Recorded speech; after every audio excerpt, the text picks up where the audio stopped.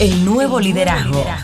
Tus virtudes y competencias puestas en juego para convertirte en un verdadero conductor. Una hora junto a tus entrenadores personales, Martín Cañeque y Daniel Martínez, para cambiar el enfoque, generar mejores relaciones y conocer todos los secretos para formar un gran equipo.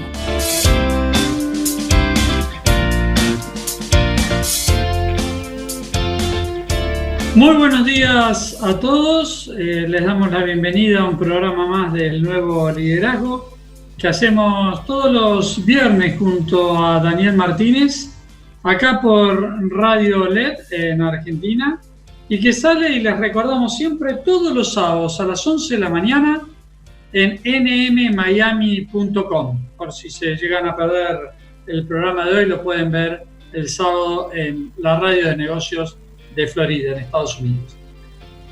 Hoy tenemos dos temas interesantísimos. Uno tiene que ver con todo lo que tiene el trabajo moderno, el trabajo actual, el trabajo durante la cuarentena y seguramente va a ser post-cuarentena también, que es el trabajo remoto, ¿no? El trabajo online. Vamos a hablar mucho de las ventajas y desventajas del trabajo online con una especialista realmente en la materia que nos va a ilustrar, nos va a dar un montón de información sobre cómo hacerlo de la manera más eficiente posible. Y después tenemos, como decíamos recién, fuera del aire, con Daniel, el estreno de nuestra primer columna en este programa que ya dentro de poco va a cumplir 3 años. Y nos hemos decidido con Daniel hacer algo nuevo. Todo el tiempo estamos tratando de implementar cosas nuevas en el programa y esta es una de ellas, que va a ser una columna de tecnología y negocios, nada más y nada menos, con un especialista que ustedes ya conocen, que ya hemos invitado otras veces y lo vamos a presentar ya formalmente. Bueno, les recuerdo como siempre nuestro sorteo por un almuerzo o una cena en Sushi Club, nada más ni nada menos, una de las mejores cadenas de comida de la Argentina, y para ello tienen que llamar al 50 31 30 43 y pasarle sus datos a Yelén, nuestra productora, y además una pregunta interesante para hacerle a cualquiera de los dos protagonistas que tenemos hoy en el programa. Bueno, bienvenido Dani, ¿cómo estás? Muy bien, realmente esta semana con mucho frío, pero muy bien, y contento de los invitados que tenemos hoy, ¿sí? Así que con muchas ganas de aprovechar que Viviana nos cuente del teletrabajo y esto que hoy está tan presente en el día a día, ¿no? Que nos irrumpió en la vida cotidiana.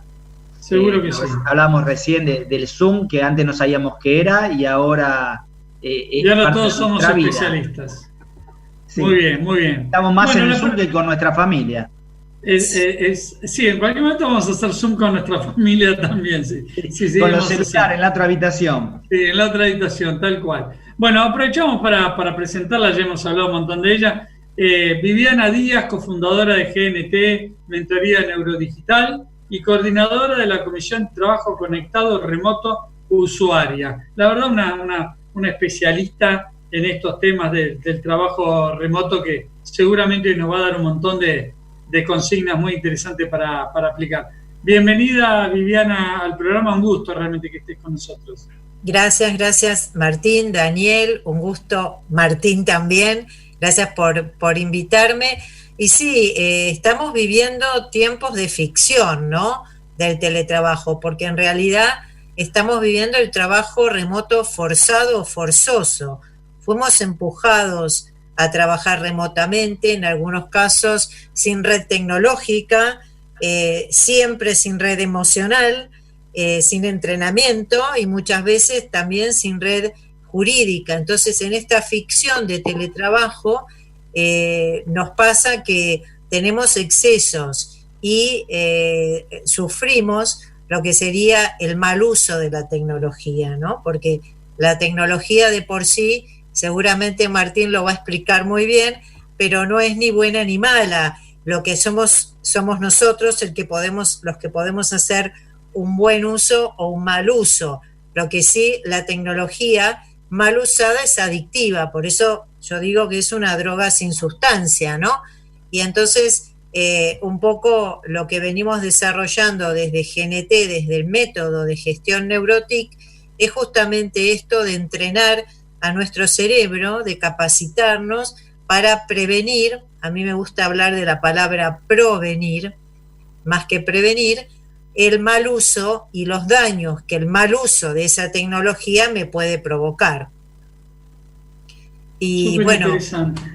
Yo decía sí. Palabras. Sí, la verdad que sí, porque, bueno, inconscientemente de alguna manera lo decíamos recién con Daniel, ¿no? Esto que está pasando en este momento, de que ya en cualquier momento en nuestras propias familias vamos a estar comunicándonos por Zoom o por cualquiera de estas metodologías. Viviana, contanos cómo uno hace para darse cuenta, y no, yo sé que no es nada fácil lo que te voy a preguntar, ¿no? Pero ¿cómo uno hace para darse cuenta que se está volviendo adicto a la tecnología, que está, como vos decías, usándola mal? Porque no es la tecnología sea mala, sino claro, que uno la usa mala, no sé, se sobrepasa en el uso, ¿no? ¿Cómo se da cuenta? ¿Cómo lo previene?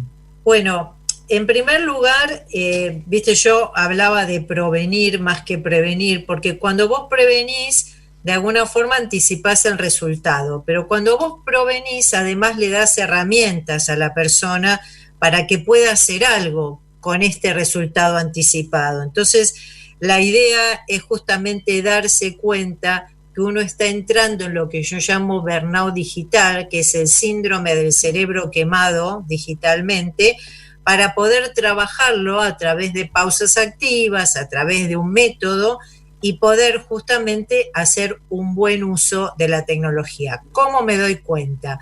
Muchos son los signos. Desde sequedad, por ejemplo, desde sequedad ocular, queratitis intensa, hasta text-neck, que es el desalineamiento de las vértebras del cuello por estar todo el tiempo hacia abajo mirando especialmente los WhatsApp, hasta dolores lumbares, dolores en la columna, el cuello rígido, temas de túnel carpiano justamente por el uso o mal uso de los más grandecitos del mouse, porque los chicos no lo tienen. Cuando me sudan las manos, por ejemplo, los que están con las PlayStation, los que practican los eSports, ¿no? que están gamificados todo el día. Bueno, hay un excesivo sudor en las manos que produce una dermatitis. Las fobias, el no mobile phone fobia es la nomofobia, esto que cada uno de nosotros seguro sintió, yo me incluyo, y que obligó a que volviéramos a casa cuando todavía podíamos salir a buscar el celular porque no podemos estar sin el celular.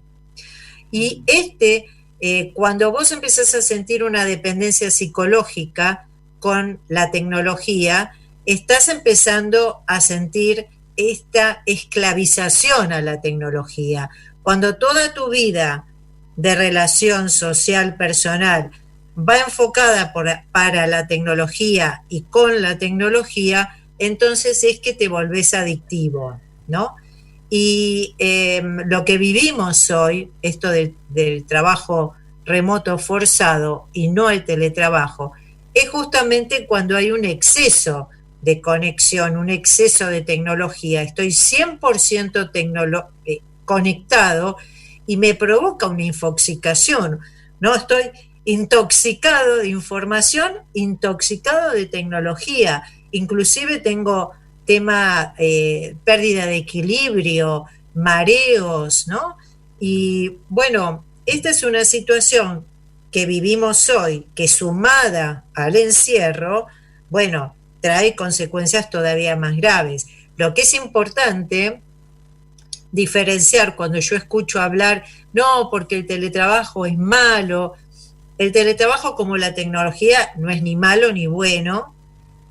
no es la solución ni la panacea de la vida de todos nosotros, no es que te salvás porque haces teletrabajo, por ahí no es para todos, ni para todos los momentos de nuestras vidas, tampoco es recomendable hacer un 100% de teletrabajo, lo recomendable es un esquema de 3x2, 3 días de teletrabajo, 2 presencial o a la inversa, pero lo importante, tanto con la tecnología como con el teletrabajo, es saber diferenciar. Estoy pasando una situación que está enmarcada en esta cuarentena. No es lo normal. Es que el COVID-19 nos ha empujado a esto.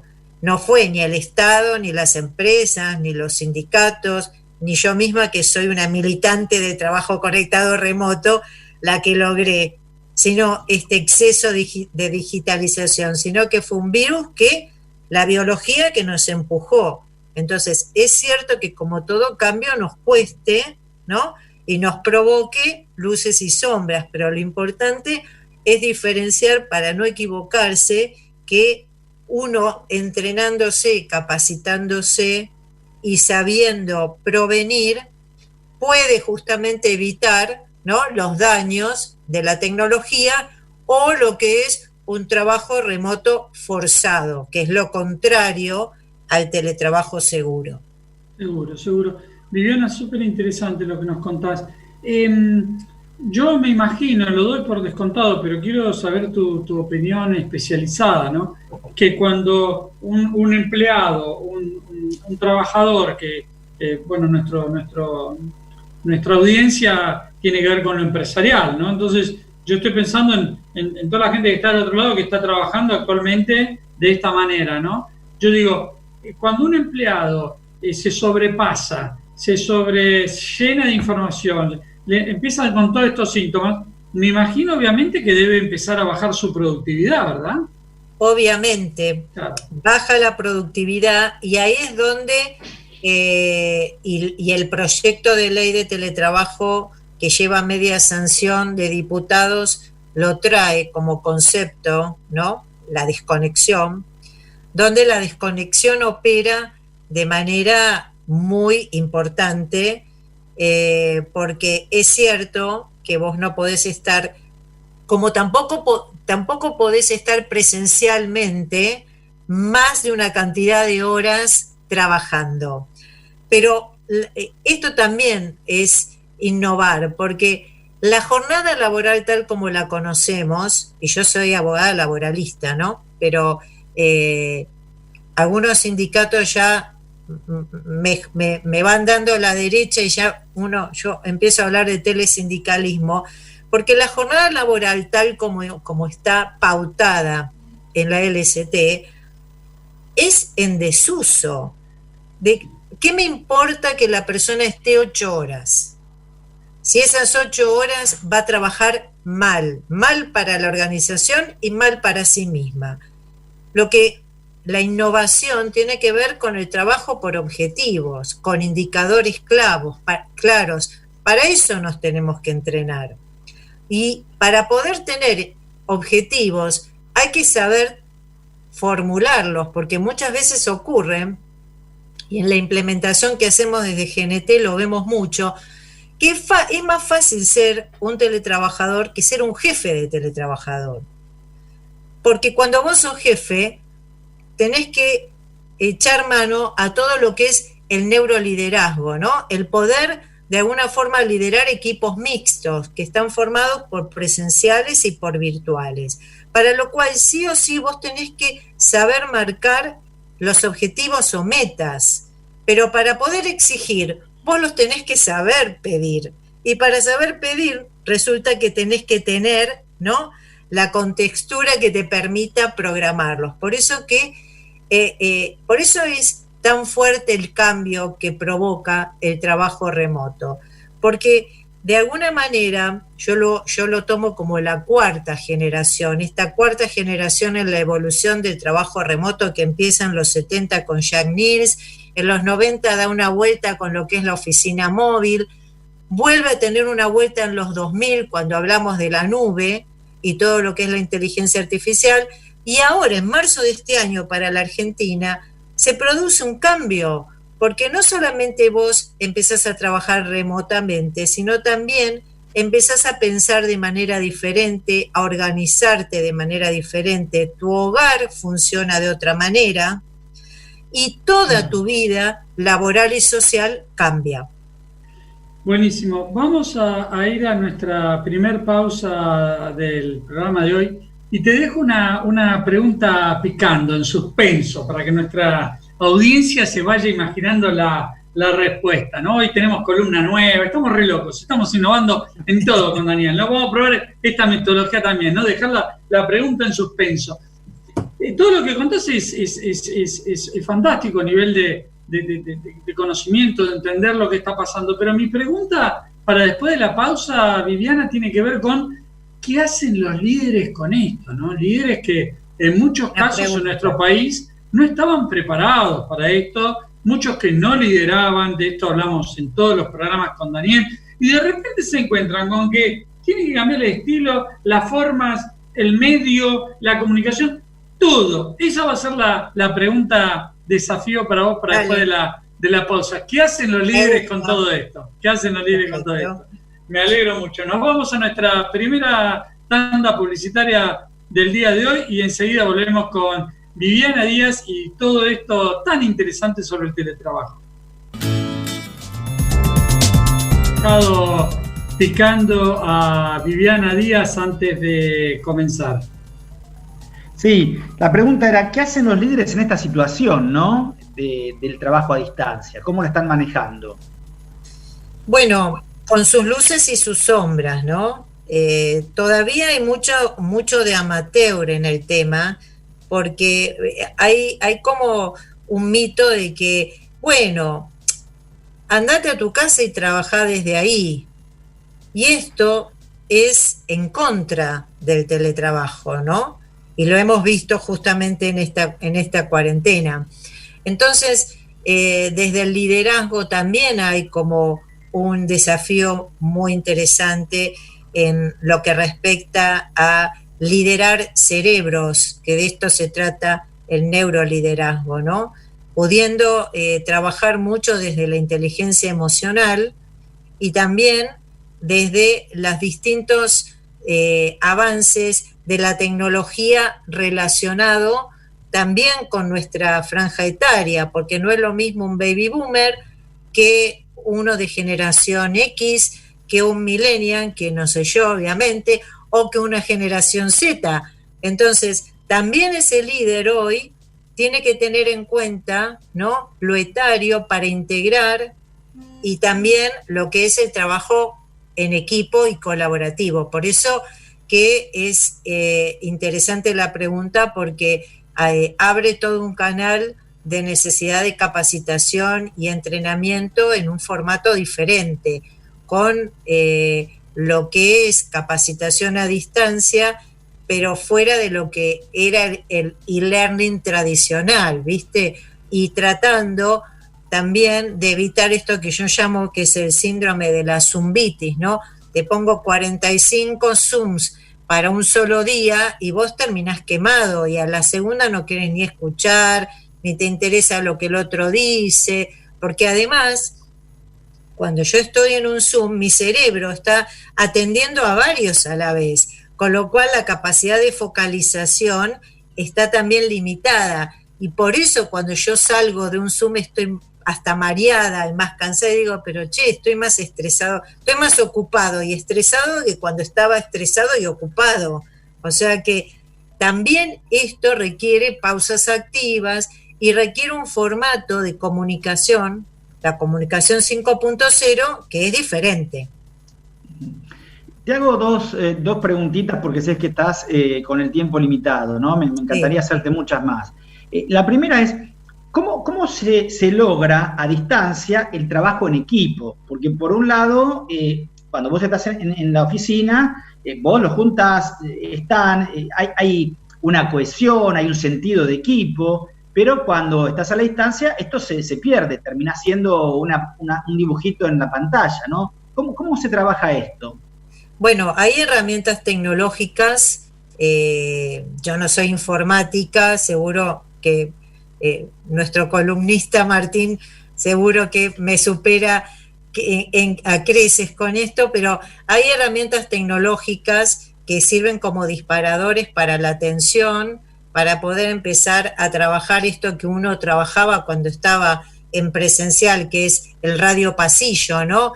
Esto de enterarme de que, bueno, te divorciaste, es tu cumpleaños, hoy estás de mal humor, chocaste, todo esto que forma parte del radio pasillo y forma parte de la cultura laboral y que de repente en un uso intensivo de la tecnología tiende a desaparecer. Entonces, todo el entrenamiento del Zoom o de cualquier plataforma tecnológica tiene que ver justamente con respetar lo humano de la tecnología. La idea es humanizar la tecnología, armonizar, hacer que la tecnología sea una herramienta tuya y no pasar a ser un esclavo de la tecnología. Y te quiero hacer la última pregunta, no quiero dejar de preguntarte, teniendo en cuenta que se está trabajando en el tema de la ley de teletrabajo. ¿Qué opinión tenés? ¿Qué nos puedes decir? Imagino que es para un largo rato, pero nos quedan unos minutos, me gustaría que me cuentes sobre eso. Mira, yo participé en todos los proyectos anteriores de la ley de teletrabajo que presentamos en aquel momento, 2007, 2014 y 2018. Esta ley, en la cual tuve oportunidad también de participar, tiene de bueno que establece lo que es el orden público del teletrabajo, digo yo, ¿no? Estos mínimos inderogables que no podrían no existir. La voluntariedad, la reversibilidad, la dación de los elementos de teletrabajo, alguna mención a la prevención y el teletrabajo transfronterizo o como lo llama trabajo transnacional. Ahora bien, cuando una ley va más allá de los mínimos, empieza a entrar en la casuística, opinión personal. Cuando una ley entra en la casuística no sirve, porque si yo hago casuística y te digo, bueno, pero para el trabajo de los cuidados, si vos tenés un hijo, no tenés menor, y empiezo a pensar desde los casos y no desde el marco general, entro en la posibilidad de hacer discriminación. Entonces, la ley es buena, pero debería dejar a cargo de la negociación colectiva, que es lo que nos hace sentir en democracia, justamente a los actores sociales, el poder discutir esos vaivenes que tienen los mínimos que determina la ley. Entonces, creo que todavía falta quizás una vuelta más de rosca, que probablemente sea en senadores, donde se pueda llegar al consenso de los mínimos y dejar para el trabajo de las partes, los actores sociales, las empresas, las cámaras, los sindicatos, todo el resto de la regulación, sin olvidarse que el convenio individual que firma y que hoy cuando hacemos implementación en trabajo conectado remoto, nosotros lo cumplimos como el ABC, como lo básico, es el convenio individual que firma el trabajador remoto con el empleador y que fija las pautas de esto que es una modalidad laboral. Qué interesante, ¿eh? ¿Y qué es lo que se critica desde el ámbito empresario a esta ley? Bueno, algunos de los puntos tienen que ver con la no bilateralidad de la reversibilidad, que la ley marca que es reversible. Reversible es volver a la situación de trabajador presencial. Que fíjate vos que se habla en genérico y yo digo, y si yo nazco como trabajador remoto, nunca trabajé como presencial antes, no me cabe la reversibilidad. Bueno, frente a esto también hay un vacío. Entonces, el hecho de que no sea bilateral, que no pueda el empleador también estar afectado con la reversibilidad, es una de las críticas. También el hecho de pautar una indemnización por discriminación cuando no se puede cumplir con esto de darle una jornada diferente al trabajador remoto en los casos de trabajo cuidado. Y también hay ahí un tema medio poco claro con lo que es el derecho internacional cuando marca el trabajo transnacional. O sea, a veces los empleadores se enojan. Más que enojarse, habría que tomar con estrategia y digamos, extraer de esta ley los mínimos que marca y trabajar en lo otro, que es, como si te dijera, la regulación específica del trabajo conectado remoto. Bueno, creo que va a ser un tema para debatir y bueno, que va a atravesar no solamente la ley de teletrabajo, sino va a poner en juego también la relación laboral, me parece, ¿no? Creo que vamos hacia una modalidad de repensar la relación laboral y esperemos que tanto los empresarios como los sindicatos y el Estado estén a la altura, porque como hablamos recién en la pausa, también esto de tener la cantidad de horas que uno tiene, y eso, la verdad que hace muy difícil la vida personal con la laboral, ¿no? Sí, totalmente.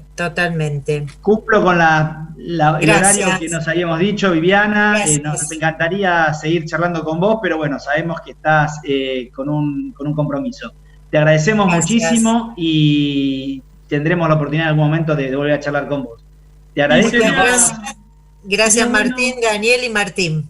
Sería bueno, Viviana, nos gustaría con Daniel, cuando se promulgue la ley definitivamente, volver a convocarte y por ahí hacer todo un programa para llevarle más información a los empresarios y líderes que nos escuchan en el programa, sí, ¿no? Ayer fue la reunión informativa en senadores y se empieza a trabajar en el Senado a partir del lunes que viene, así que va a haber novedades. Buenísimo. Bueno, muchas gracias. Bueno, gracias, vamos al tema musical, pero no se olviden de que tienen que llamar por teléfono para hacer preguntas, en este caso a Martín, porque Viviana ya no va a estar, pero al 5031 3043 para ganarse el voucher para disfrutar de los ricos sushi de Sushi Club. Así que 5031 3043 y nos vamos al tema musical. Bueno, muy bien, continuamos en el programa y ahora sí, momento especial, si los ha habido en este programa, vamos a presentar nuestra primera columna.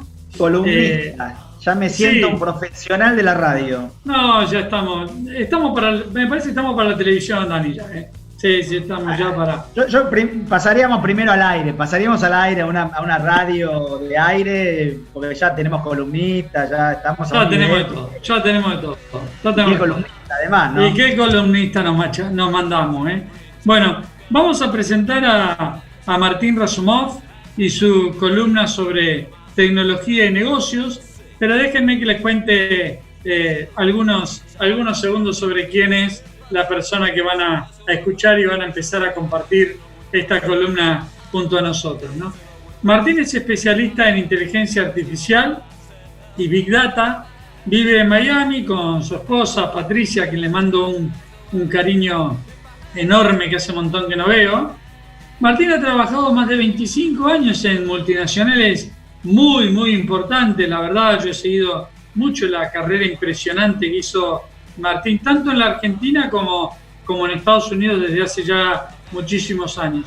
Es licenciado en sistemas, hizo un par de maestrías muy importantes relacionadas a los negocios y a la tecnología en Estados Unidos. Y además les cuento que Martín desde muy chiquito sacaba estadísticas de fútbol, ¿no? Es un ferviente fanático del club Racing, que es un club argentino de fútbol muy muy conocido, y él como gran fanático sacaba estadísticas de todos y las anotaba y nos los compartía. La verdad que trae esta pasión desde muy chico.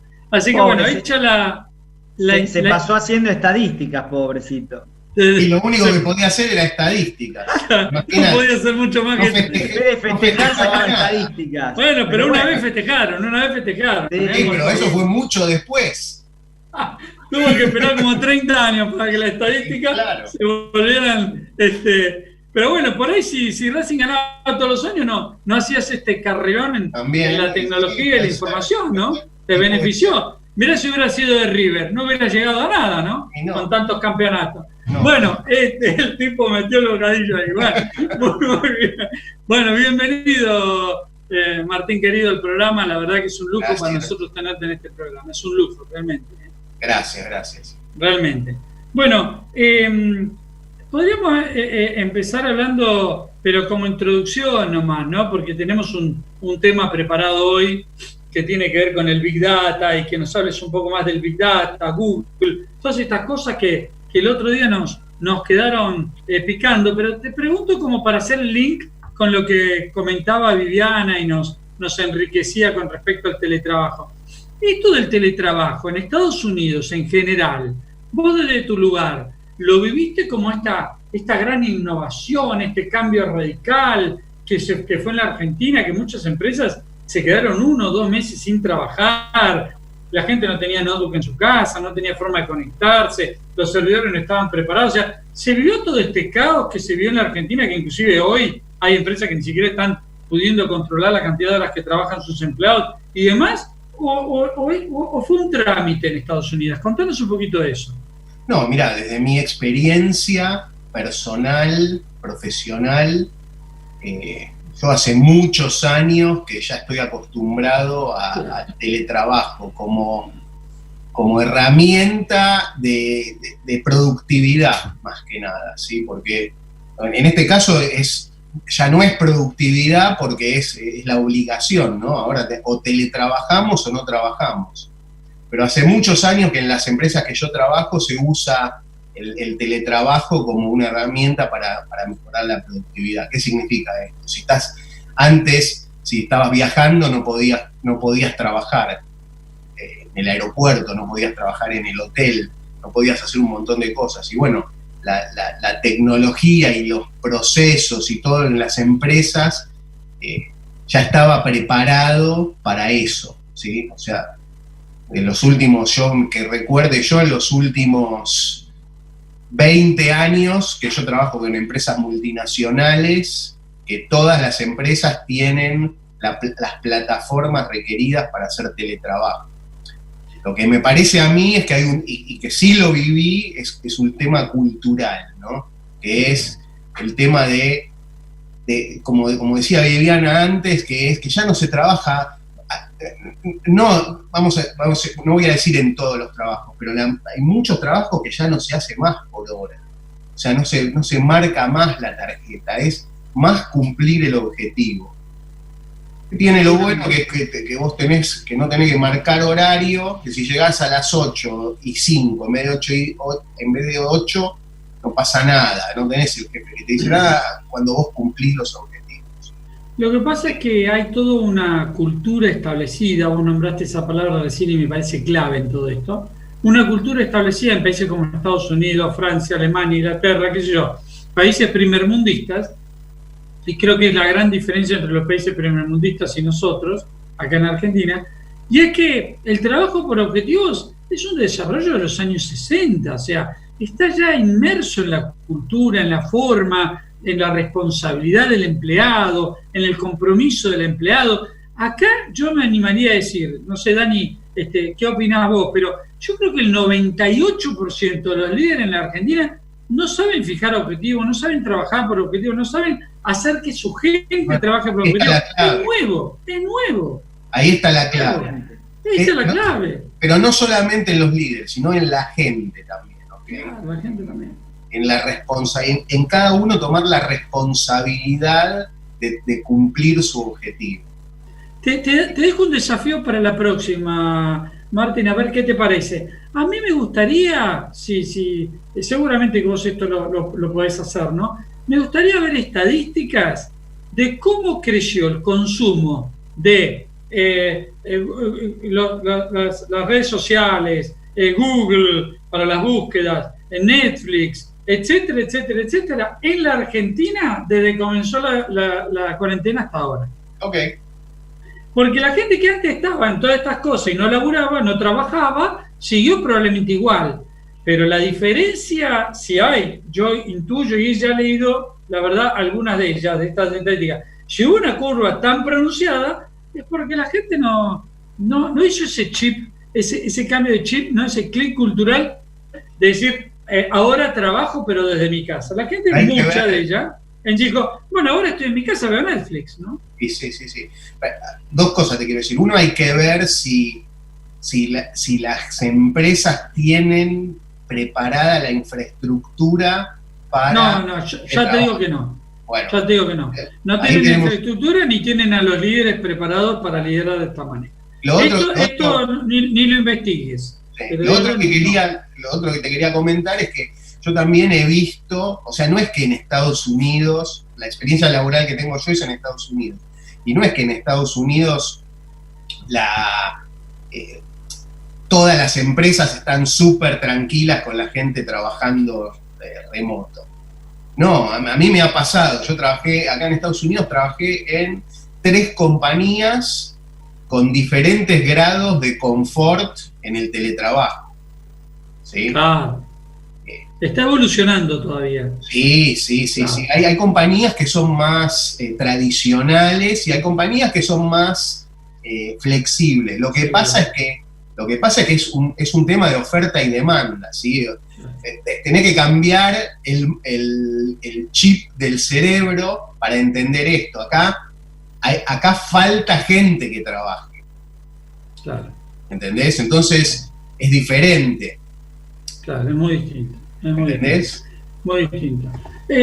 Martín, teníamos para hoy, te habíamos dejado la última vez que te vimos esta pregunta de cómo Google hacía para pronosticar, cómo evolucionaba la pandemia utilizando Big Data. Recordales para los que te escucharon la última vez y para los que no pudieron ver el programa, ¿qué es esto del Big Data? Sí, bueno, básicamente lo que yo preparé para hoy es en la columna yo quería hacer como primer tema un tema que nos toque a todos. A ver. Independientemente de dónde estábamos, ese es el COVID. Entonces empecé a investigar y vi que hay científicos, ¿sí?, que prepararon modelos de datos, ¿sí?, que para permitir a los hospitales y a los centros de salud pronosticar cuántos enfermos iban a recibir en los próximos días, semanas, meses. ¿Ok? Entonces les quería contar un poco de cómo es que se arman estos modelos. Pero básicamente antes tengo que explicar qué es un modelo. ¿Sí? La forma más fácil de pensar que es un modelo, vamos a decir que es como una receta en la cual nosotros ponemos ingredientes y sale algo. ¿Sí? En este caso los ingredientes que vamos a poner son datos, que yo ahora voy a explicar, ¿sí? Y lo que nos va a dar el modelo como salida es la cantidad de camas que se van a necesitar en un hospital. ¿Sí? No voy a entrar en tema matemático, es todo más conceptual. ¿Okay? Yo meto datos por un lado, meto información por un lado, y por el otro lado me sale lo que yo estoy buscando, el objetivo, que son cantidad de camas, el momento que las voy a usar, exacto, de qué manera, con cuánta gente. Buenísimo. Exactamente. Bueno, eso es el Big Data. Bueno, eso es el uso. El uso que uno se le da a la Big Data. Un caso de uso de Big Data. Bien. ¿Okay? Y ahora te voy a explicar dónde está la parte de Big Data. Hacé, por favor, Martín, una introducción y así nos vamos a la última tanda y ya vos le pegás derecho hasta el final y nos explicás bien. ¿Te parece? Dale. Bueno, entonces, el caso que vamos a hacer es cómo los hospitales, algunos hospitales en Estados Unidos predijeron el número de camas que iban a necesitar para el tema de COVID, y vamos a hablar sobre qué datos se necesitan, qué datos se usaron y de dónde vienen esos datos. Bueno, bien. Vamos a nuestra tanda y ya después nos lo explicas bien. Dale. Buenísimo. Recordamos entonces, ¿te parece el teléfono para que ya estamos recibiendo preguntas? Así que no os dejen de proponernos otras preguntas para Martín, así se ganan el voucher de Sushi Club. El teléfono es 5031-3043. Por favor, hagan las preguntas, no se pierdan esta oportunidad de tener el voucher de Sushi Club. Bueno, estamos nuevamente con Martín y nos va a contar un poquito esto del Big Data y cómo, con un caso concreto, explicarnos cómo se usa, ¿no? Cómo se puede sacar provecho de esta tecnología. Sí, escuchamos, Martín. Contanos. Okay, gracias, Daniel. Bueno, no, básicamente, entonces tenemos que la idea es crear un modelo en el cual entran datos y sale la estimación del número de camas que van a necesitar los hospitales. Entonces, ¿cómo se realizó esto? Se realizó usando dos grandes grupos de datos. Uno son los datos que son lo que se llama datos demográficos de la población. Cuánta gente vive, qué porcentaje tiene menos de 18 años, qué porcentaje de todas las franjas etarias, cuánta gente hay de diferentes razas, cuánta gente... ¿Eso de dónde se saca, Martín? No, bueno, estos datos son datos públicos, de censo. Existen y uno puede entrar a un website y bajar. Bien. Ahora, la otra parte, que es la parte más interesante, que es la otra parte de entrada de datos que se usa, es lo que se llama los datos de movilidad, ¿sí? Que son los datos que tiene Google de cada 5... ¿Qué es básicamente el dato de movilidad? Cuando vos instalás una aplicación de Google en tu teléfono, una de las cosas que te pide es permiso para guardar tu geolocalización, que básicamente es tu localización en el mundo, tu latitud y longitud. En realidad no es la tuya, sino la de tu teléfono. ¿Sí? Pero como tenemos el teléfono casi siempre con nosotros o cerca nuestro, se puede decir que es donde estuvo la persona. Claro. Entonces, Google manda al cloud cada un intervalo de tiempo, el teléfono XXX estuvo en la latitud tanto, longitud tanto, cada 5 minutos. Imagínense, todas las personas cada 5 minutos mandando una cosa de localización, todas las personas que tienen algo de Google instalado. Eso es millones y millones y millones de registros que dicen dónde está la persona. Sí, Daniel, decime. ¿Y cómo eso afecta al COVID? ¿Cuál es la relación que tiene eso con lo demográfico? Ok, entonces lo que se hizo fue agarrar los datos demográficos y los datos de movilidad se categorizaron, o sea, cada vez que una persona estuvo en algún lugar, se categorizó como una de 5 categorías o 6 categorías. Si estuvo en un almacén o una farmacia, si estuvo en un parque, en una estación de tren u ómnibus, en un negocio de venta o de entretenimientos, en una casa o en un lugar de trabajo. ¿Ok? Entonces se agarró eso más, ¿sí? Todos esos datos, más los datos demográficos del lugar, que también incluye datos de income, de ingresos de las personas, todo eso, y se correlacionó con el histórico de ingresos a los hospitales. ¿Ok? Entonces lo que básicamente se hace es una regresión, el modelo se llama una regresión, que basado en los datos de ingreso, lo correlaciona con las camas en los hospitales. Vos lo haces para el pasado, ¿sí? Y el algoritmo que se genera te permite predecir para el futuro. Y te hago una pregunta. Sí. ¿Esto lo empiezan a hacer una vez que ya hay gente que ha llegado, que está internada? O sea, no se hace antes de que la gente empiece a llegar al hospital. Se hace ya con casos concretos en el hospital. ¿Cómo haces para ir para atrás? Porque vos ya no sabés si esa persona estuvo en un bar, en un restaurante, si estuvo en una plaza. ¿Cómo sacan el modelo? ¿Por qué no sabés? ¿Por qué no sabés? Y porque, ponele, pasó un mes hasta que empezaron a hacer esto. Todos los pacientes que en ese mes... claro, vos decís que lo sacan del teléfono celular de esa persona. Claro, vos con los datos de movilidad podés saber, ¿entendés? Podés backtrack, claro, mirar para atrás la historia de todos los lugares donde estuvo la persona y a través de eso podés ir también a prevenir otros potenciales focos de infección.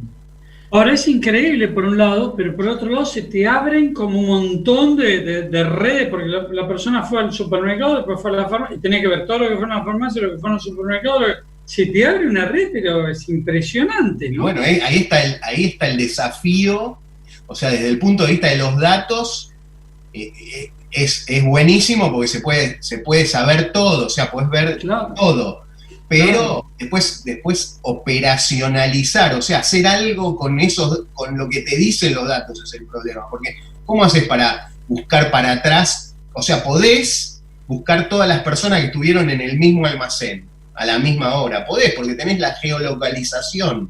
Claro. ¿Entendés? Y todo esto me parece un caso interesante porque tiene que ver con o sea, la potencialidad de la tecnología. Por ejemplo, una de las cosas que antes que nos quedemos sin tiempo, ¿por qué me parecía interesante este caso? Porque me parecía interesante que la gente que está escuchando, poner una semillita en el cerebro de ellos y que sepan que se puede, como que esta tecnología existe, que está disponible y se puede usar para casos de los negocios que tenga la gente. Por ejemplo, se puede hacer como geolocalización adentro de un negocio de ropa. Entonces, ¿dónde la gente está pasando tiempo en el negocio? Está pasando más tiempo en el frente del negocio, en el fondo del negocio, ¿entendés? O sea, no es nada más al nivel macro del Estado o de los hospitales, sino a nivel micro del negocio también. Y me parecía interesante plantar esa semillita. Es interesantísimo desde el punto de vista de los negocios, ¿no? Porque yo pienso, no sé, en un Easy, un Falabella, empresas que son clientes nuestros, que los conocemos bien. Yo me imagino uno de esos galpones grandes donde la gente se va distribuyendo y vos vas viendo para dónde van, y a veces por ahí no es lo mismo lo que compran, ¿no? O sea, por ahí vos decís, bueno, están comprando más ladrillo, listo. Ladrillo es nuestro mejor producto. No, la gente va a ver mucho más, no sé, porcelanato, pero no lo está comprando porque es caro. Claro, entonces, sí, es la optimización del lugar, optimización del espacio. Vos por ahí decís, invirtamos en más ladrillo, porque la gente compra más ladrillo, y te estás equivocando. La verdad que lo que necesitas es bajar el precio del porcelanato, que es lo que más podría llegar a vender. El caso es impresionante, ¿no? Sí, yo tengo un amigo mío, tiene una empresa acá en Estados Unidos, que lo que hacen es estudios de mercado y una de las cosas que hacen es en los negocios justamente esto, pero lo hacen mucho más, con mucha más tecnología, le ponen como sensores a la gente y que entren al negocio y para ver qué, o sea, más profundo que a dónde están. ¿Sí? Ahora te hago una preguntita. Vos, todos los usos que estás dando hasta ahora fueron de salud y para mejorar el rendimiento de los negocios. Pero como vos bien nos dijiste la última vez, también es una tecnología con la que hay que tener cuidado, porque eso mismo lo puedo usar para algo que no sea beneficioso, digamos, ¿no? Para manipular a la gente, para manipular a los votantes, para manipular cualquier cosa, ¿no? Sí, bueno, el tema de la privacidad es fundamental, ¿no? Y en estos casos, o sea, siempre cuando yo investigo y lo que miro es, lo que hacen es como anonimizar, se llama. Hay veces que trato de traducir del inglés, no sé si está bien en español. Sí, está bien. Desidentificar a la persona del registro de Google, ¿ok? Entonces, no van a ver que el teléfono de Martín es el que estuvo en esos lugares, sino que van a ver un código, ¿sí? La persona que va a estudiar esto. Pero obviamente está el potencial de usarlo para el mal.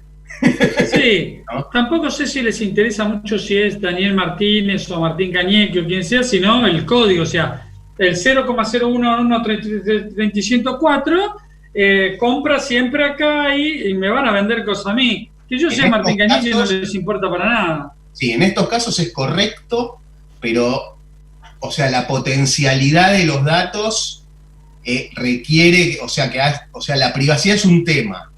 ¿Okay? Es un tema. Viene que yo la otra vez hablaba y decía, la tecnología, y Viviana lo dijo, no es buena ni mala, es según cómo lo usemos. Y el progreso está para quedarse. Lo que tenemos que asegurarnos es que tengamos regulaciones que permitan y que salvaguarden nuestra privacidad. Seguro. Y que las empresas no puedan hacer lo que quieran con nuestros datos. Tengo una pregunta que hace un oyente, Esteban de Colegiales, uno de nuestros oyentes, y dice, ¿cuáles son los usos más sorprendentes o desconocidos, para los que no sabemos del tema, aclara muy bien, en los que se emplea Big Data? Danos un par, así ya vamos cerrando el programa el día de hoy, con nuestro ganador Esteban de Colegiales, que se ganó una cena o un almuerzo en Sushi Club, nada más ni nada menos, la mejor pregunta del día. Muy bien, Esteban, gracias por la pregunta. Bueno, mirá, Big Data, o sea, es la capacidad de procesar grandes volúmenes de datos rápidamente, ¿sí? Por ejemplo, lo vemos en cosas que vemos a diario. Si vos mirás, por ejemplo... Contanos 2 o 3, a ver, así cortito, que no nos damos cuenta nosotros. Un partido de fútbol, cuando mirás el mapa de calor, ¿sí? El mapa de calor de un partido de fútbol es un análisis de Big Data, porque el jugador está mandando datos todo el tiempo a una aplicación que va diciendo dónde está el jugador en la cancha. Ese es un caso. Increíble. ¿Qué cosa? Eso es lo que nos permite a los futboleros ver después las encuestas que te dice cuánto corrió, cuántos pases hizo, está todo indicado, el jugador como si hubiera sido una máquina, ¿no? Claro. Y el caso para mí más, el deporte que para mí es más, que tiene más impacto es la Fórmula 1. Es impresionante. Porque la Fórmula 1 no solamente, el auto no solamente manda datos, sino que se alimenta de datos, o sea, manda datos que se procesan en vivo y se los manda de vuelta al auto para optimizar la forma que funciona. Déjame meter un bocadillo. En la carrera del domingo pasado, hay un choque entre 2 autos, el conductor, el driver, el piloto, sigue conduciendo, sigue manejando la carrera y le informan desde la base que el auto está roto en tal lado y que va a tener que parar porque no va... Y el piloto que lo siente, que va a 300 kilómetros por hora, que siente el auto, no se había dado cuenta. Es impresionante, ¿no? Bueno, ahí tenés, eso es Big Data. La cantidad de sensores que tienen esos autos. Sí, Big Data, pero Big Data no es nada más la capacidad, no es el tamaño, el volumen de la data, sino la velocidad en la que vos necesitas procesar. Claro. Increíble. ¿Sí? Imagínate un auto de Fórmula 1 que va a 300 kilómetros por hora, que manda millones de datos por segundo y recibe. Eso es Big Data. Espero, Esteban, haberte contestado. Sí, muy interesante la columna de hoy, Martín. La verdad, no esperábamos menos. Esta era la idea, ¿no? Objetivo cumplido. Bueno. Esta columna tiene como objetivo abrirnos la cabeza, ¿no? Y para las personas que estamos... Claro, y para las personas que estamos en el mundo empresarial y trabajando y demás, empezar a ver otras cosas, a animarnos a ver otras cosas y animarnos a meternos en el siglo XXI, que por suerte creo que es una de las pocas cosas muy, muy buenas que logró esta pandemia, ¿no? Para un país como el nuestro, meternos de lleno en el siglo XXI sin que tengamos ninguna excusa ni ningún otro remedio u otra cosa para hacer que meternos dentro de lo que es el mundo hoy, ¿no? Así que muchísimas gracias. No, de nada. Si hay algún oyente que quiera aprender de algo, que le gustaría que tratemos algún tema el próximo mes, que nos mande sus preguntas, estaría buenísimo. Que nos mande sus preguntas siempre al mismo teléfono, al 5031-3043, que lo recibe Ayelén, nuestra productora. No dejen de mandar preguntas y las vamos preparando para la próxima columna. Programón el del día de hoy, Daniel. Programón, cierre usted, señor. Bárbaro, Martín, muchísimas gracias. Realmente un placer tenerte y que nos estés, ¿no?, llevando al futuro. Me parece que esa podría ser el nombre de la columna o algo por el estilo, ¿no? Gracias. Yo estoy Vamos al futuro con Martín. O Martín nos lleva al futuro. No sé, tenemos que pensarlo. Así que, bueno, muchísimas gracias, Martín. Gracias a ustedes. Muy entusiasmado de estar acá con ustedes. Bueno, muchas gracias. Bueno, buen fin de semana para todos. Hasta luego.